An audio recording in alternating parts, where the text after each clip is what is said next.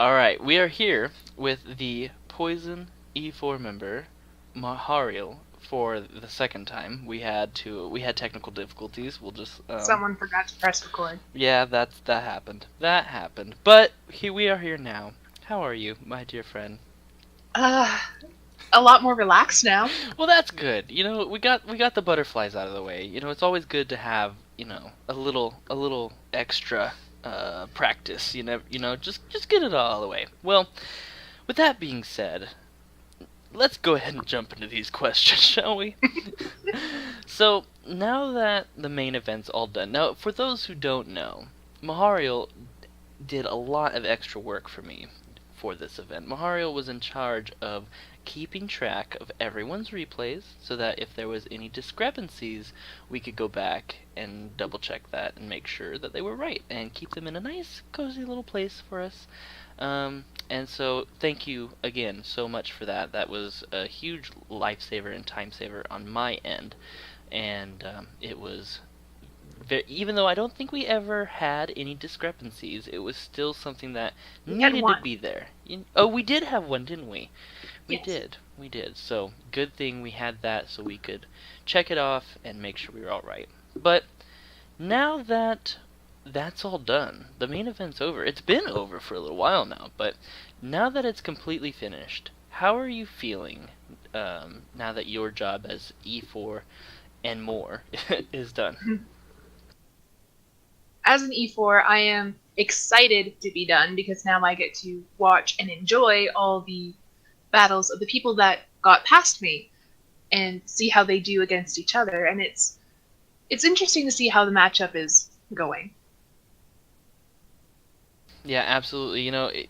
Going through this whole thing, I would say that Panda was the fan favorite for many, and it was definitely going to be difficult with the monotype team. But as far as he got, it was always exciting to watch all of his matches. But he will also join us on the sidelines with the flags, cheering on our final three contestants. So we will be looking forward to finishing the semifinals and going into the grand finals. I But am quite sad that he was knocked out so early. yeah, yeah. But that brings us to our next question here. So when you were looking at your E4 decision and you were looking at your team, what made you decide to use the team that you chose, and why did you think it would be a challenge for those that faced you? Well, I actually had a bit of a challenge making the team because there is such a small pool of poison Pokemon as it is, and many of them aren't that great of Pokemon. But I think I did fairly well in getting a good coverage of moves and a good coverage of what they're able to do for my Yeah, team. yeah, for sure. And so, what do you think, you know, that you brought to the table that maybe the other E4 or gym leaders didn't? I think I've used Pokemon that don't see competitive play quite as often. Yeah. Like I don't think anybody knew what to make of Drapion. Right, absolutely. Yeah, that's definitely, and that's one of the great things about this event is I feel that with the um, restricted list, the ban restricted list that we had, it allowed people to not only think outside the box, excuse me, but also use some Pokemon that are also really fiery, hot hitters. Like again, a lot of people argued about, say, Mega Gengar, for example, that should have been banned, but without that, you wouldn't have had that extra oomph you needed, and I needed Mega Gengar. I you, needed him so badly. you were the only person in the entire event, challenger or gym leader, that used it. So, I mean, it worked out. I mean, it wasn't even really as big of a deal as some might have made. But, I understand why people were scared of Mega Gengar. He is quite the Pokemon, but yeah, he is not as dangerous as people make him out to be. sure, absolutely. And not only that, but um, with the way we have the restricted list, that takes Mega Gengar takes a big any Mega on the restricted list takes a big role.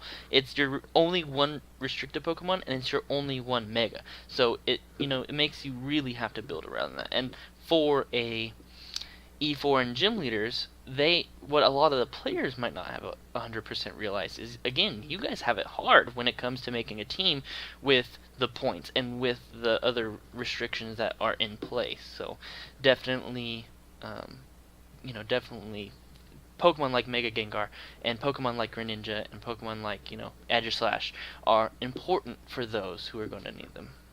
Exactly. And, well, Mega Gengar isn't the only restricted poison with Mega, the Mega Venusaur. Mm-hmm. I could have chosen if you had banned Mega Gengar. Mm-hmm. I'm very glad that you didn't. Yeah. Mega Venusaur would have been good though. We're so bulky. But regardless, moving on. So of the people that you had to challenge, now again, you only had to face against the best. So who would you say was the most challenging for you as a E4?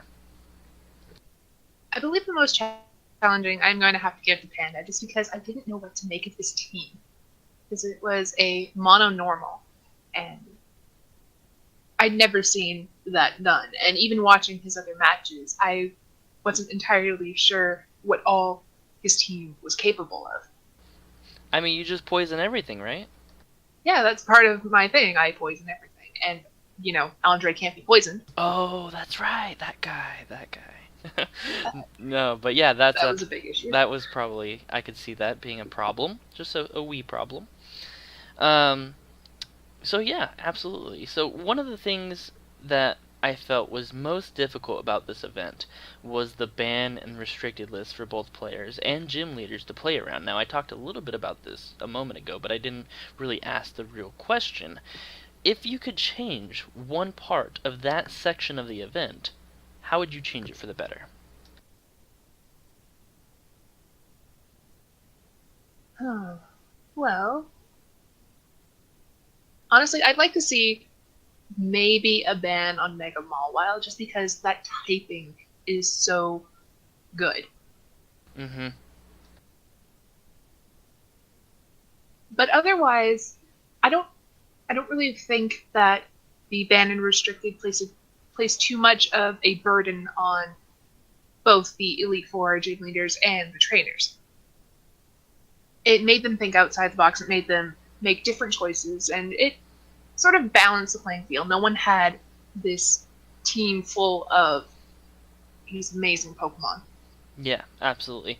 And, that to be said, me, who has all the information and has everybody's teams and etc., looking at that data, the most used Pokemon of this event was Dragonite.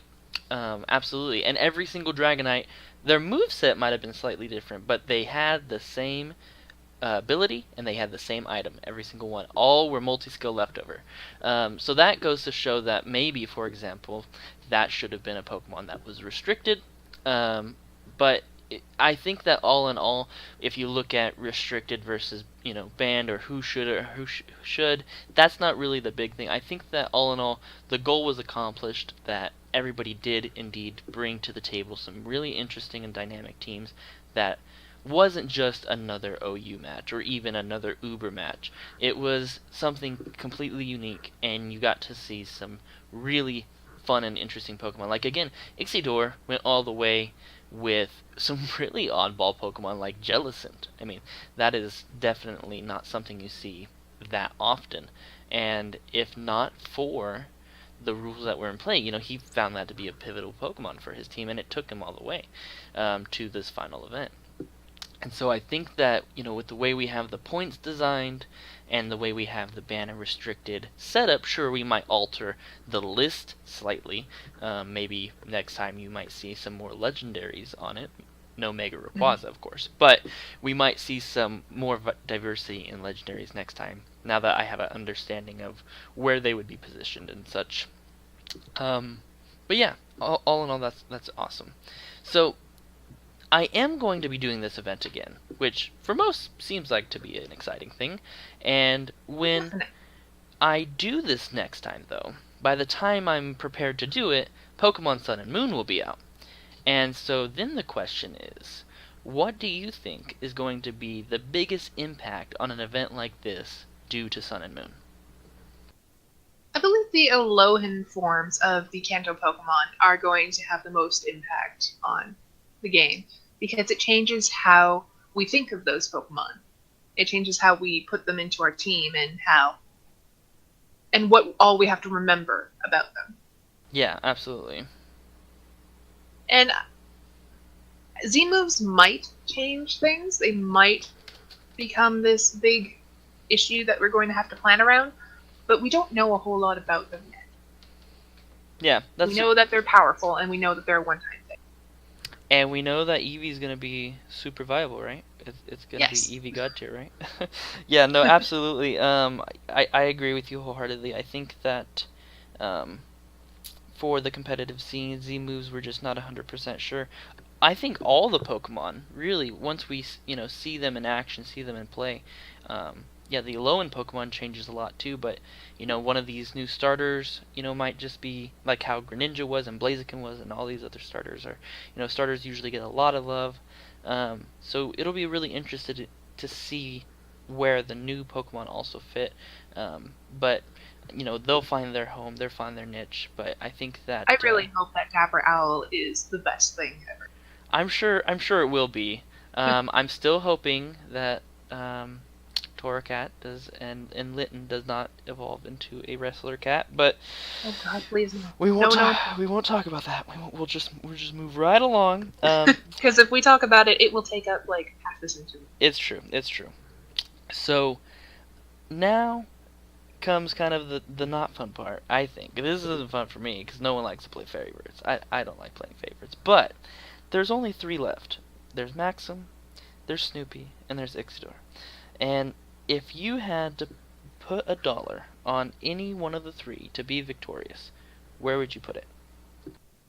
I didn't get the chance to face Snoopy personally, so I can't really comment on their skills.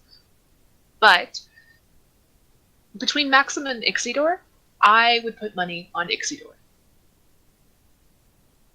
Yeah, absolutely. I think Ixidor definitely has a solid team that is very diverse and much different than what the other 2 might be expecting. And I also think that, he's taken games off of them both already, but RNGesus is going to have a big part to play.